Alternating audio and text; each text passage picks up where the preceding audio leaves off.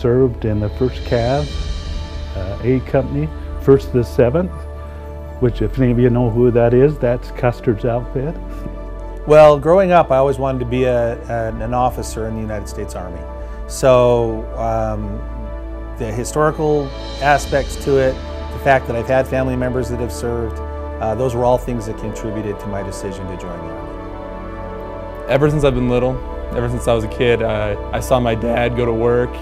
Every month he'd be in his uniform, he'd be geared up, and you know, I just wanted to be just like him. I think about that, I think how proud I am of my kids that they will fight in this time of our country, because I think there's a lot of people out there that don't realize what we do have. I think I was about 11 years old when my dad deployed, so I remember it very vividly. I had a full understanding of what was happening. I knew he was going to be leaving, I knew what he was doing.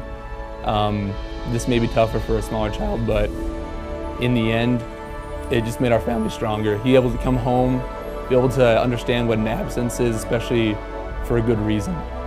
But it was a different feeling. People wanted to be there. They wanted to support their country. You put the uniform on, you accept the responsibility that you're going to be the protectors. You're going to be there to guard the country and to do that either from home or overseas. And I think that's one of the biggest things people don't realize.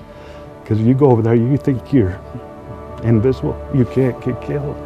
But you learn real quick that it can happen to any of us. The fact that I have a father who was killed fighting for the United States of America just makes it all the more important that I'm willing to do the same thing. Willing to fight, and if it's necessary, put my life on the line for the United States. I've got different feelings.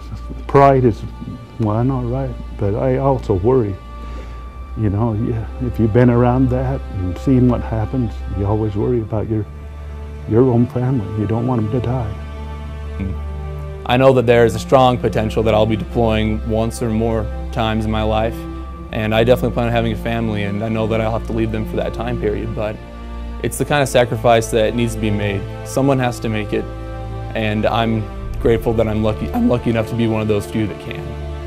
There was 17 of us that was put in the 1st A Company, 1st to 7th, and when I got to come home, there was only like 2 of us left. When I deployed, I didn't realize how hard it would be for my mother, because for her, when she sent off her last Captain Greeff to go fight in a conflict, he didn't come home. So for our family, not coming home from combat was a reality, and I reflected later on the fact that I went over as a Captain Greeff, and so it's pretty significant for me being there and then coming home, because you know, Captain Greeff finally came home.